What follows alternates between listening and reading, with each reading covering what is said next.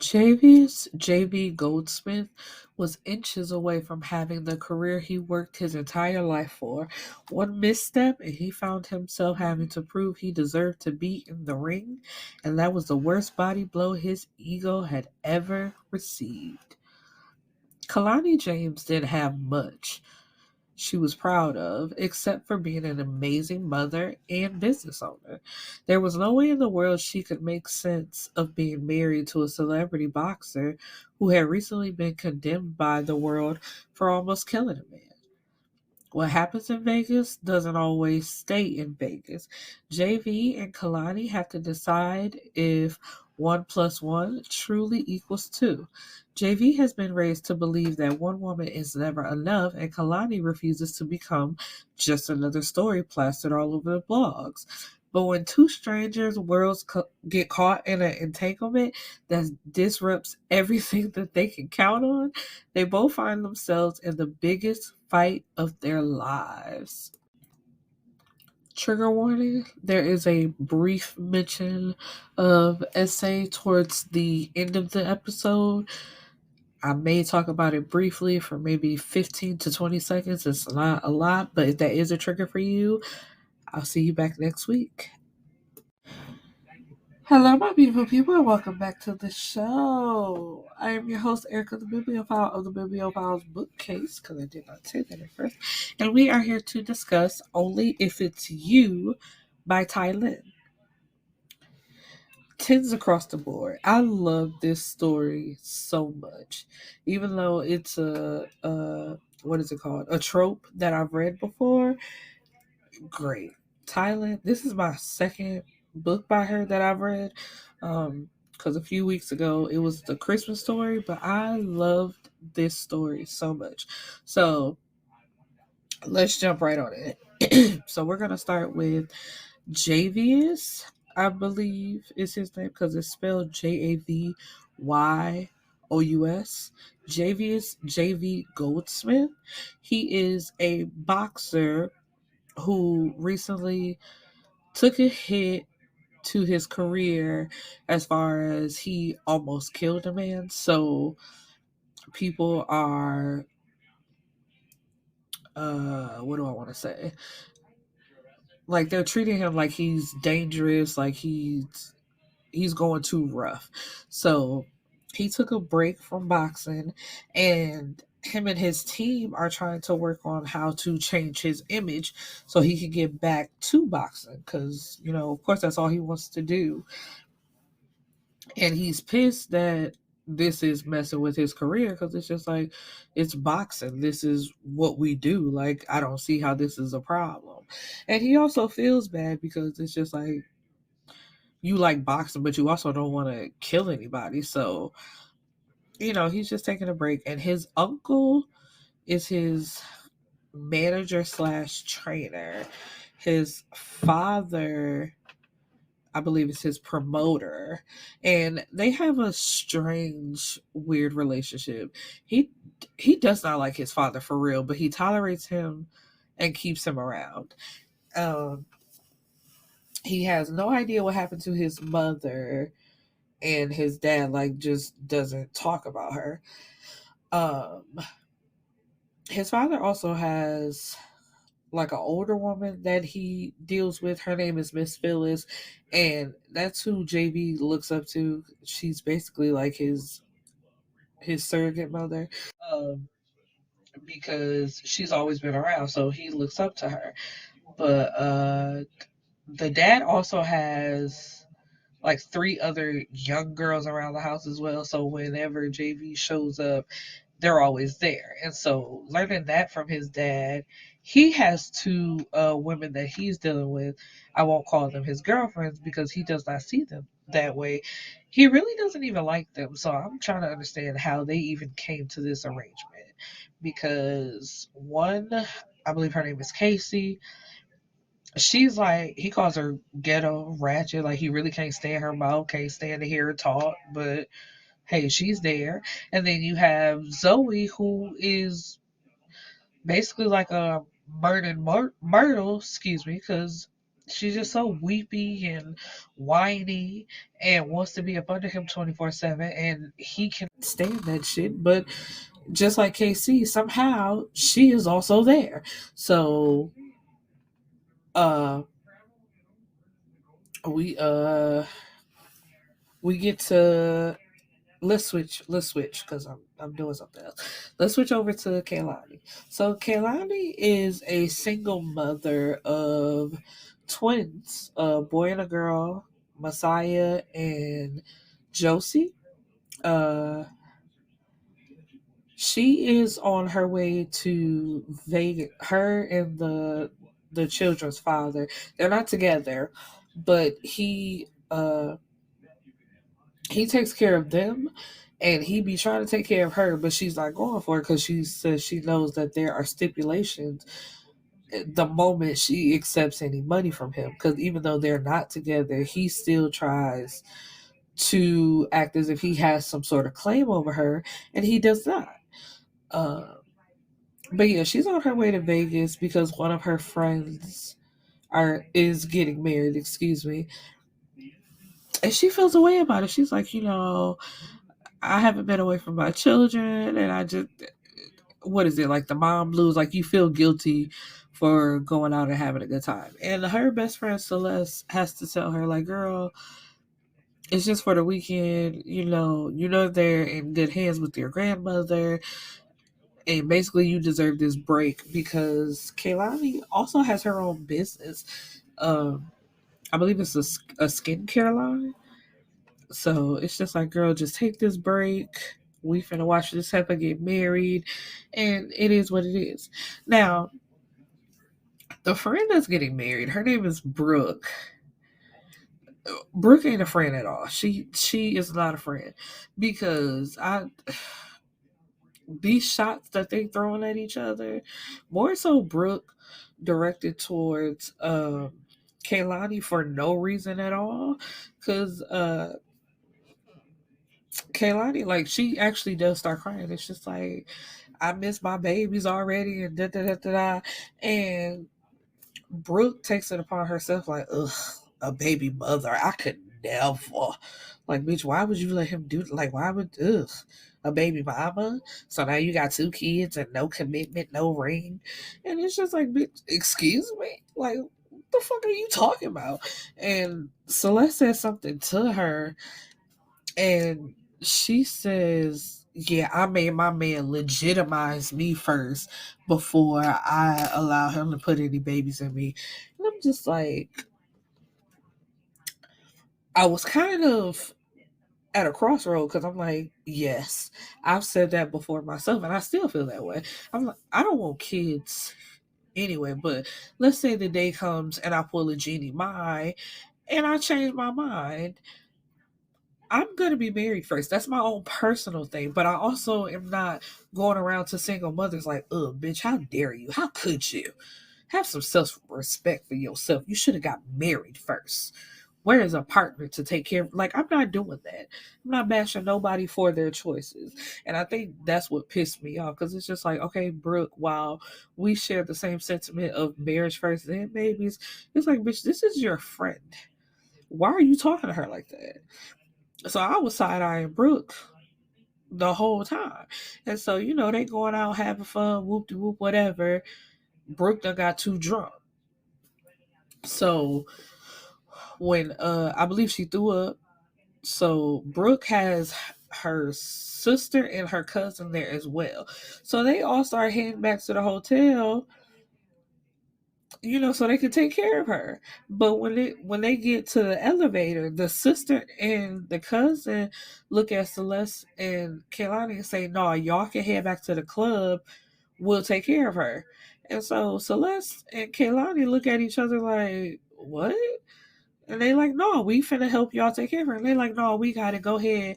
We already paid for the section, and I guess the liquor that's in there, so go ahead and enjoy it." And so they still find it weird, but like, basically they pushed them out and would not let them come on the elevator. So they said, all right, fuck it, we're gonna do exactly that. So they go back to the club, have fun, whoop de whoop, whatever. And while they drinking, somebody, I believe, buys him a drink. Anyway, she ends up seeing JV.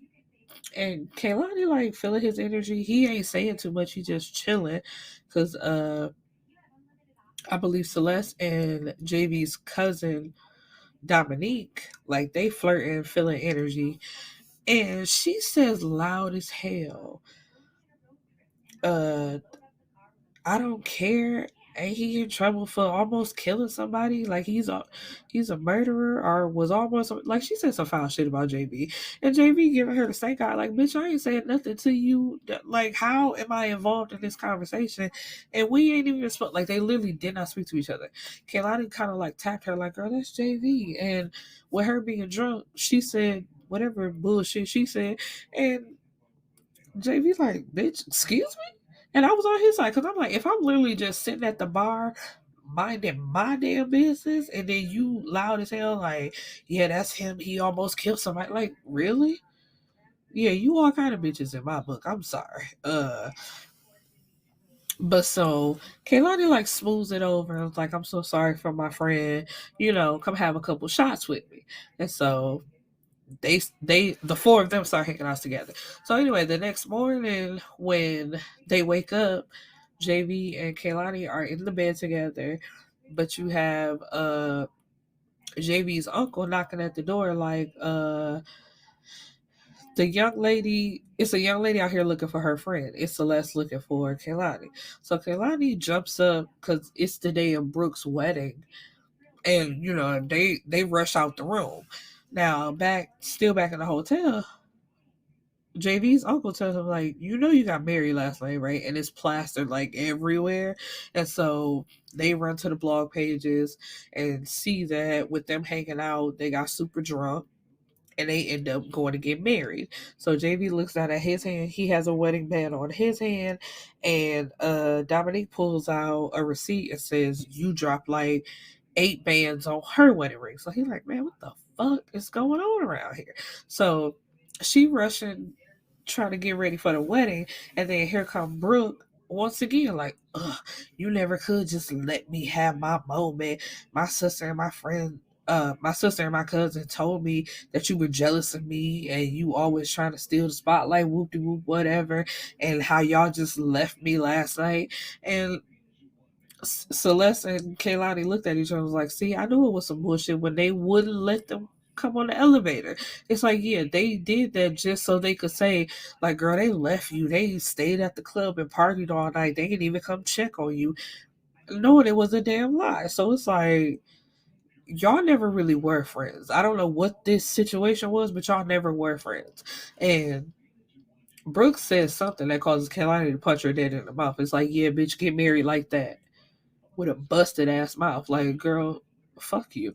So, but JV and Dominique has showed up while they was arguing and basically had to pull both of them away. Like, y'all, come on, we not doing all this. So JV and Kehlani get together with his uncle and what's her name? Sherry, I believe. It's like his image consultant. And it's just like, y'all need to stay married. This gonna look good for you. Shows that you're settling down and that you might be for real about your boxing career. Even though he was already for real, but you know what I mean? Like, it just looks better. You need to be seen as a family man. And that might take the sting away from what happened. And so they give Kelani a contract like, you'll get $1 million in total, but you won't get paid in increments. Because if you get the whole million right now, you can just run off with it and you don't have to fulfill your obligation. So she's like, okay, cool. I agree. And at first she wasn't with it because she's like, I got kids. He like, kids? You got kids? And she like, yeah, but like, that's the problem though. Y'all did not know each other. Y'all just got drunk together and made like a hasty decision. So it's just like, and she wasn't feeling that because she's like, nigga, don't be turning your face up at the fact that I got kids. Yes, I have motherfucking kids. But we ain't got to see each other. We ain't got to do nothing. They just have to like appear to be together or show up at appearances together, and that's it. And I forgot what he said, but he said something crazy to her. But she signed a contract and she threw coffee on that nigga and she walked out. So he was pissed about that. And then, of course, he got to figure out how he gonna tell his two women that he now has a wife, which I'm pretty sure, like, it was all over the blog. They saw the shit anyway. But he gonna sit down with them and basically tell them, like, it's not real. It's just on paper. You know, it is what it is. So, in doing that, I think she went back. Did they go back to Vegas? Yeah, because he had his first fight, and so they were there to support him. Now, Messiah, he already knew who JV was. Like, he watched boxing, and of course, he's a quote unquote boy. So they bonded over that. And Josie, like, she just took up to him immediately. So they kind of became like a little ready made family, spending time together, bonding, whoop de whoop. So as they're starting to get closer, they're just getting to know each other and starting to fall in love with each other. It's great. It's so cute. I loved it. But at one point, like, this nigga was still seeing his girlfriends, and Kelani was like, "Excuse me, nigga, you have a wife now. Like, why would you think that you could be paraded out with your two women? Like, basically, cut them bitches off while I'm your wife." And at first, he was like, "I didn't think that it would be a problem." It's like, nigga, we're married. Cause I think they was out at the club together, and it was on the blog. So it's just like, are they really married, or is this just? It's like, how the fuck you think this gonna work if you're out with your girlfriends? And so, like I said, as they're getting to know each other, he cut them off anyway. He like, man, I'm not doing this with y'all. Like, this my wife for real. We really finna make this work. So, whatever this is, it's over. Because it technically wasn't a relationship. Because while he had those two, he was also sleeping with other women. So I didn't really understand. Because I'm like, it's not a poly relationship because y'all not in a relationship. Like, y'all really don't even like each other. Uh, but Zoe, like I said, she's a Myrtle, and she was like going crazy, like calling him a bunch of times, crying, like, please, please, please. And he really didn't pay her too much attention till she tried to blackmail him because she had found the contract for their quote unquote marriage. And it's like, if you don't come talk to me, and that was it. She was like, just come talk to me. I'ma expose you. So he goes over to her like, you trying to threaten me? Like, you trying to blackmail me? Like, what's up? And the police come out, and it's given very much in a thin line between love and hate when Brandy was like, you know how much I love you. And then she pressed the button and the police come in. Very much that. And then as soon as the police have him in handcuffs, because she claimed to be pregnant. Oh, okay. I'm sorry. This is a trigger warning for something really gross, but I have to talk about it. So she comes from the back with something in a towel. And when she opens it, he's like, what the fuck is that? And she's like, that's our baby. He's like, hold on. Hold the hell on. He was like, no. No, no, no, no, no, no. And why do you still have it? Even if that was, because he don't believe she was pregnant, or if she was pregnant, it wasn't his. He's like, even if that is the case, why do you just have it wrapped up in a towel and get that shit away from me? Which I'm sorry. Because, like, why do you have that? Like, why the fuck do you have it? And why is it wrapped up in a towel? I was like, oh, this bitch is off her rocker. But anyway, so when he's arrested, then she started crying and trying to reach for him. It's like, girl, you set him up. Like, what are you talking about? So uh uh I forgot. So in the mix of this, Kehlani's baby daddy, he bought her a house. And like, that was the only thing she allowed him to buy. Like, all the stuff in there she paid for, and he paid for, like, the kids' things. And she was like, that's it. So when he found out she was married, he locked her out of that house and wouldn't let her, like, get none of her stuff. So JB had bought them a townhouse and they all moved in together there. And she also became pregnant with his baby. But, like they were building towards that. And I think she had either just found out she was pregnant or she was a couple months along. And then this happened and they had got into an argument about something. So he had left anyway. And then he finds out, she found out that he was arrested for assaulting Zoe, even though he never put his hands on her. That was just a lie that she told. And so also with almost killing that man, it's just like, oh, you violent for real, for real. But they get it thrown out because that bitch is crazy. And I hate to do that, but Zoe, like, it was something wrong with her, and she just needed some help. What was it? His dad, like I said, he don't get along with his daddy, but his daddy was like giving Kelani the eye, trying to sabotage their relationship before they got good and solid, how they was, because he was it was on two separate occasions. At one fight, he brought Zoe there. I told Zoe to show up, and Zoe had said something to Kehlani, like, these two seats for me and Casey, why you think they right here? And so they got that squared away. And then at another fight, Casey shows up and it's like, girl, you really thought he was just with you this whole time? Ha ha ha ha ha. Silly little girl. Like, and it's just like, they got that cleared up. But both times it was his dad being a hater, basically trying to ride his coattails, telling him, we got this fight coming up, but you're not ready. I need you to get your head in the game. Like, basically, I need you to keep making money so I can continue to live off you.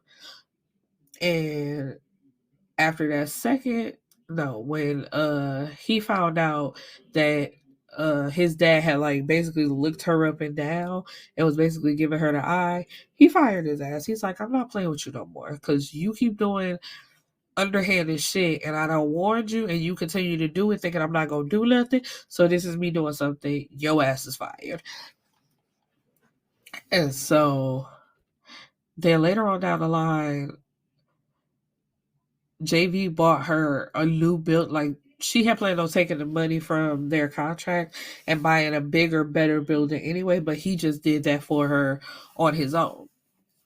And so at that, what do you want to call it? Like, surprise party or whatever inside the building, she has a conversation with Miss Phyllis. And Miss Phyllis reveals that she is actually JV's mother, but he doesn't know that. And so he has a conversation with his uncle, and his uncle tells him to have a conversation with Miss Phyllis. And so the conversation, like, it all comes to a head of, I'm actually your mother. He like, what the fuck? You've been in my life this whole time. Why would you not just say that you're my mother? And she's like, it's a lot that you don't know. And she reveals that Kelani knew and didn't say anything. Like, she been knew since the surprise party. And so he gets upset with her because he's like, why the fuck would you not tell me this? And she's like, but she asked me not to. He's like, who are you married to, me or her? And she's like, you. But she, like, begged. He's like, I don't want to hear none of that shit. Like, and so they're apart for a little bit because he's just like, this is the second thing that you have kept from me when you should have came straight to me. But the story is, Miss Phyllis used to actually be with his uncle. But they had, did they break up? No. It was like at a party or something. Anyway, she ended up killing somebody, and JV's dad helped her bury the situation, and he, like, took her to his house, gave her something to drink to calm her down, and she just remembers waking up the next morning feeling like she knows somebody had sex with her and she doesn't remember it. So she believes that JV's dad raped her, and come to find out later, she became pregnant. And so, of course, when JV's uncle finds out, he cuts her off and JB's dad blackmails her like for the rest of her life. He's like, you can't leave me because if you do, I'm gonna take the kid and you'll never see him again. Basically, like I'm gonna tell that you killed somebody, tell them where the body is. So you just gotta stay your ass right here. But you can't tell him that you his mama, which is just like that's crazy. The daddy was like that man was psycho. So anyway, uh so after that, JV tells her, you gonna move in here with us. You not going back to that house. And when he goes to see his dad, he basically like beat that nigga within an inch of his life. And it's like the statute of limitations for that murder is passed. So, you can't blackmail her with that and she not coming back here no more. Pussy asshole. So now what you wanna do? Oh, I thought so. And so throughout this whole time, I think I would like to see a story between Dominique and Celeste because they were like getting together, just having fun on the side. But yeah, JV and Kelani, they're in love. They had a little baby boy, and everything was just great between them. But it is such a great read. I really want y'all to pick this up and read this for yourselves. Anyway, that's all I got. I hope you enjoyed it. Peace and blessings, my beautiful people.